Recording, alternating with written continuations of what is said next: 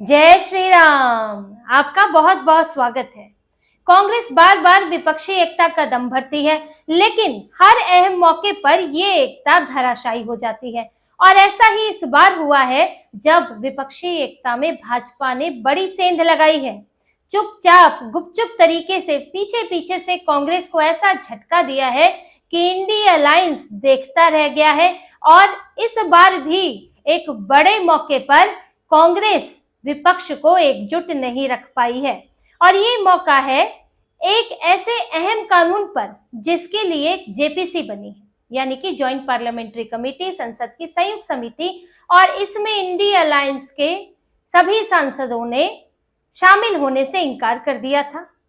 और ये प्रस्ताव जो है ये भ्रष्टाचार से जुड़ा हुआ है।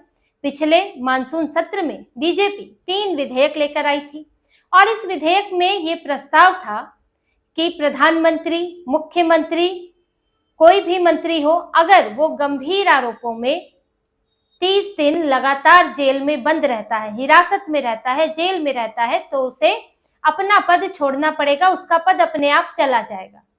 ये अरविंद केजरीवाल की तरह अब नहीं होगा कि 6-6 महीना जेल में रहो और मुख्यमंत्री का पद ना छोड़ो। सिसोदिया ने नहीं छोड़ा, सत्येंद्र जैन तो 2 साल तक कुर्सी से चिपके रहे। और इसी कारण ये कानून लाया गया, ये विधेयक लाया गया कि अब आपको आपका पद खुद ही ऑटोमेटिक तरीके से ही चला जाएगा। आप मुख्यमंत्री हैं तो नहीं रहेंगे, मंत्री हैं तो भी नहीं रहेंगे, प्रधानमंत्री हैं तो भी नहीं रहेंगे।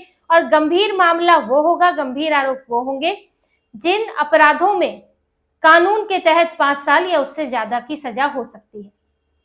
अब ये सीधे सीधे भ्रष्टाचार के खिलाफ लाया गया था कि कोई अब कुर्सी पर भ्रष्टाचार करके या आरोप भी झेल रहा है तो कुर्सी पर नहीं बैठ पाएगा, क्योंकि पहले ऐसा होता नहीं था। अरविंद केजरीवाल ने नया उदाहरण बनाया, तो फिर ये कानून लाना पड़ा। अब इस पर तो सभी पार्टियों को सपोर्ट करना चाहिए था, लेकिन इंडिया अलायंस की सभी पार्टियों ने इसका विरोध किया। पहले तो इस बिल का विरोध किया, फिर इसे कहा गया कि जेपीसी में जाएगा, वहां चर्चा होगी, उसके बाद ये लाया जाएगा शीतकालीन सत्र में। फिर इन्होंने जेपीसी का विरोध किया कि हम जेपीसी में नहीं जाएंगे।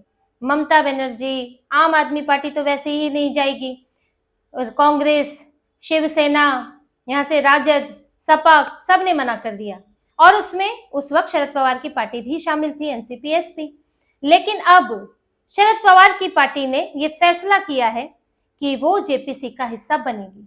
ये इतने दिनों में पीछे पीछे से कुछ हुआ है, जिस पर शरद पवार ने कहा, सुप्रिया सुले ने कहा कि शरद पवार ने फैसला किया है कि हम जेपीसी का हिस्सा होंगे। हम इसका विरोध करते हैं इन बिलों का, लेकिन हम सही मंच से विरोध जाहिर करेंगे, और जेपीसी का विरोध करना सही नहीं है। ये बिल्कुल इंडिया अलायंस के स्टैंड से, कांग्रेस के स्टैंड से अलग है। जिन्होंने, कांग्रेस ने तो उस वक्त कहा था कि अभी हमने इस पे फैसला नहीं लिया है, लेकिन वो जेपीसी में शामिल होने के लिए हाँ भी नहीं भरी, और बाकी नेताओं का भी कहना था कि हम शामिल नहीं होंगे। इसके बाद बीजेपी ने एक स्ट्रैटेजी बनाई थी कि अगर ये शामिल नहीं हो रहे हैं और जेपीसी में विपक्ष का शामिल होना जरूरी है, सत्ता पक्ष से तो हो ही जाएंगे, तो बीजेपी ने स्ट्रैटेजी बनाई थी कि सत्ता पक्ष के सांसद और विपक्ष के जो छोटे दल हैं उनको साथ लेकर जेपीसी बनाई जाएगी, जिसमें कई निर्दलीय भी हैं और कुछ ऐसे हैं जिनकी छोटी पार्टियां हैं। अब जैसे वाईएसआरसीपी है, बीजू जनता दल है, अब ये सब विपक्षी हैं और ये इंडिया अलायंस का साथ नहीं देते हैं। कुछ निर्दलीय भी हैं, अब ये असदुद्दीन वैसे भी शामिल होने के लिए तैयार रहते हैं, तो इनको साथ लेकर बनाया जाएगा। लेकिन अब एक बड़ी पार्टी को, जिनके 10 सांसद हैं, एनसीपी-एसपी, शरद पवार को भी बीजेपी ने तैयार कर लिया है। शरद पवार की देखिए पिछले कुछ समय से बीजेपी के साथ उनकी मिजाज जो है उनका नरम दिख रहा है, और एक अच्छी जुगलबंदी बन रही है। पीएम मोदी के साथ जब मिलते हैं तो बड़ा ही शिष्टाचार के साथ अच्छा व्यवहार होता है। और ये भी कहा जा रहा है कि एनसीपी-एसपी तो कमजोर हो चुकी है जब से अजीत पवार अलग हुए और चुनाव में बुरे परिणाम इन्हें देखने को मिले। साथ ही अपनी बेटी की भी उनको चिंता है, और इसीलिए वो एनडीए में कहीं ना कहीं अपनी बेटी के लिए विकल्प खोज रहे हैं। और इसीलिए समय समय पर आप देखेंगे कि शरद पवार का रुख इंडिया अलायंस में होते हुए भी अलग रहा है। जब ऑपरेशन सिंदूर के लिए विशेष सत्र की मांग कांग्रेस और उसके सहयोगी दल कर रहे थे, तब शरद पवार ने अलग रुख रखा कि विशेष सत्र की जरूरत नहीं है। इसके अलावा अडानी के एक मामले में विपक्ष यानी कि इंडिया अलायंस मांग कर रहा था कि जेपीसी में जाना चाहिए, लेकिन शरद पवार ने कहा कि सुप्रीम कोर्ट की निगरानी में जांच होनी चाहिए। यहाँ भी उन्होंने एक अलग रुख रखा, और इसके अलावा ऑपरेशन सिंदूर के समय जब प्रतिनिधिमंडल जा रहा था तो उसमें सुप्रिया सुले के नेतृत्व में प्रतिनिधिमंडल को भेजा गया था। तो उनके बेहतर संबंध बीजेपी के साथ नजर आते हैं। हालांकि शुरुआत में उन्होंने भी विरोध किया था, लेकिन फिर बैकडोर से उनसे अप्रोच की गई। किरेन रिजिजू ने सीधे फोन किया सुप्रिया सुले को। जब प्रतिनिधिमंडल के लिए भेजना था तब भी डायरेक्ट पूछा गया था, उनको बोला गया था, अब भी उन्होंने पूछा और फिर सुप्रिया सुले ने उसके लिए हाँ की, शरद पवार से चर्चा की। और उनका ये भी कहना है सुप्रिया सुले का कि हमसे कांग्रेस ने कुछ नहीं पूछा कि जेपीसी में जाना है नहीं जाना है या आप मत जाइए, हमसे संपर्क नहीं किया गया है। और शरद पवार हमेशा ये कहते हैं कि जरूरी नहीं है कि इंडिया अलायंस में है तो हर चीज में हम उनके पीछे चले, हम अपना अलग रुख भी रख सकते हैं। और यहीं से देखिए इंडिया अलायंस में यही फूट बार बार दिखाई देती है, चाहे वो उपराष्ट्रपति का चुनाव हो। अब उपराष्ट्रपति के लिए उम्मीदवार तो खड़े हो गए थे, लेकिन कांग्रेस ने, जयराम रमेश ने जो जब वोटिंग हुई थी मतदान के बाद दावा किया कि हमारे 315 वोट तो आएंगे ही आएंगे क्योंकि हमारे इतने सांसद हैं। लेकिन 315 में से मात्र 300 आए, 15 अयोग्य हो गए। किसके अयोग्य हुए, कैसे हुए, अब इस पर तो सवाल उठता है।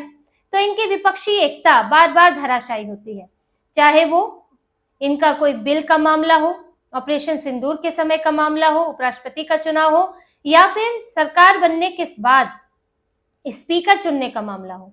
जब आपको पिछले साल याद होगा कि स्पीकर को लेकर ये ओम बिरला के नाम पर तैयार नहीं हुए और कहा कि हम तो अपना उम्मीदवार लगाएंगे और शर्त रखी कि हम तब तैयार होंगे जब आप हमें डिप्टी स्पीकर का पद देंगे। तो इस पर भाजपा ने कहा कि नहीं मिलेगा, अब आपको साथ देना है दे, नहीं देना है नहीं दे, हम इस पर वोटिंग करा लेंगे, कोई समस्या नहीं है। लेकिन वोटिंग के दिन इंडिया अलायंस, राहुल गांधी पीछे हट गए कि नहीं वोटिंग नहीं करेंगे, ध्वनि मत से कर देंगे, क्योंकि पता था कि चुनाव जीतने के पहले सत्र में ही अगर वोटिंग में हार गए तो फजीहत हो जाएगी।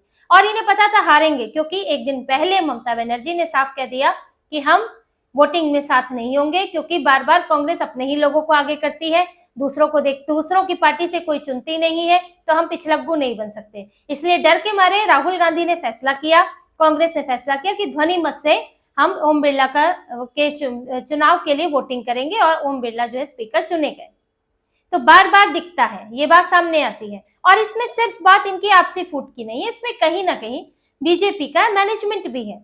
ऐसा नहीं है जैसे कि कांग्रेस ने कर रखा है कि हमने तो नफरत ही है, हर बात का विरोध, हर चीज का विरोध, किसी चीज में जो देश के समर्थन में भी होगा उसमें भी सहयोग नहीं करेंगे और बीजेपी के नेताओं का हर तरह से विरोध करेंगे। लेकिन ऐसा बीजेपी में नहीं, ऐसे नेता भी है जो विपक्ष में अच्छे संबंध रखते हैं, जो विपक्ष के साथ तालमेल बैठाने की कोशिश करते हैं, जिसका नतीजा ये निकलता है कि समय समय पर जब जरूरत होती है तो विपक्ष में सेंध लग जाती है और अच्छे मुद्दों के लिए या फिर कुछ बड़े बिलों के लिए बीजेपी को विपक्षियों का सहयोग मिल जाता है, चाहे वक्फ संशोधन बिल का मामला हो या फिर ये विधेयक हो।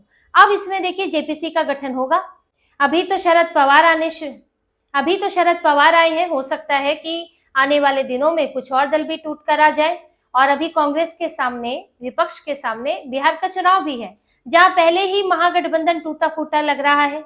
इनके एक जो गठबंधन के नेता है मुकेश सहनी, वो किस तरफ ढुलक जाएंगे किसी को पता ही नहीं है, फैसला नहीं हो पा रहा है सीटों पर। तो पहले ही महागठबंधन कमजोर दिख रहा है, फिर इंडिया अलायंस अलग कमजोर दिखेगा जब इनके नेता जो है जेपीसी का हिस्सा बनेंगे और इसकी चर्चा होगी। तो आप कहाँ एक है, जो कांग्रेस कहती है कि पूरा विपक्ष जो है वो भाजपा के खिलाफ है। ये एक माहौल बनाने की कोशिश होती है कि पूरा विपक्ष जो है वो पीएम मोदी के खिलाफ है, पीएम मोदी का विरोध करता है और एक तरह से दिखाना चाहते हैं कि देखो जो सत्ता पक्ष में वो इतने ज्यादा नहीं है जितने विपक्ष में है, तो असल में तो जनता हमारे साथ है। ये एक परसेप्शन बनाना चाहते हैं, लेकिन ये परसेप्शन बार बार तब टूट जाता है जब विपक्ष के नेता बीजेपी का सहयोग करते हैं, एनडीए का सहयोग करते हैं। वक्फ संशोधन बिल में भी देखने को मिला था, शरद पवार शामिल नहीं हुए थे, वोटिंग करने खुद ही नहीं आए, विप जारी नहीं किया। बीजू जनता दल ने भी विप जारी नहीं किया था, वाईएसआरसीपी ने भी विप जारी नहीं किया था और इनके सांसदों ने एनडीए का समर्थन किया था। तो कहां से विपक्ष एकजुट है? विपक्ष के नाम पर कांग्रेस ही पूरी तरह एकजुट नहीं है। ये तो कांग्रेस के लिए सोचने वाली बात है कि आप जो कहते हैं दूसरे दलों को साथ लाने के बाद, आपके अपने सांसद आपके साथ नहीं है। शशि थरूर एक तरफ, मनीष तिवारी दूसरी तरफ, और ऐसे ही दूसरे कई सांसद हैं, नेता हैं जो इनसे खुश नहीं है। और कांग्रेस के अंदर ही सेंध लग जाती है। कई जो ऐसे नेता हैं जो राहुल गांधी के विचार से सहमत नहीं होते, जो इनका पूरी तरह से तुष्टीकरण वाला इनका तरीका है, वो कहीं ना कहीं भाजपा के विचार से या लाए हुए बिलों से देश के हित में समर्थन रखते हैं। तो कांग्रेस अपने अंदर ही एकजुटता नहीं रख पा रही है, तो पूरे इंडी गठबंधन को एकजुट क्या रखेगी? और एकजुट रखने की इनको इजाजत भी नहीं है। बार बार कांग्रेस की लीडरशिप को चुनौती मिलती है ममता बनर्जी से, यहाँ से उद्धव ठाकरे भी आ जाते हैं, अरविंद केजरीवाल भी कूद जाते हैं कि भाई आप ही क्यों होंगे, आप पूरे इंडी गठबंधन के नेता क्यों होंगे? कांग्रेस के लिए कहा जाता है ना, तो आप बैठ के करते हैं। बड़ी मुश्किल से एक बैठक की थी, उसमें भी इसलिए क्योंकि वोट चोरी वाला जो इनका जो एक भ्रामक कैंपेन है वो इन्हें आगे बढ़ाना है, इसीलिए। और इन्होंने इंडी गठबंधन की बैठक नहीं करते। उमर अब्दुल्ला आके भी यही चैलेंज करते हैं कि हम राहुल गांधी के नेतृत्व में क्यों चले।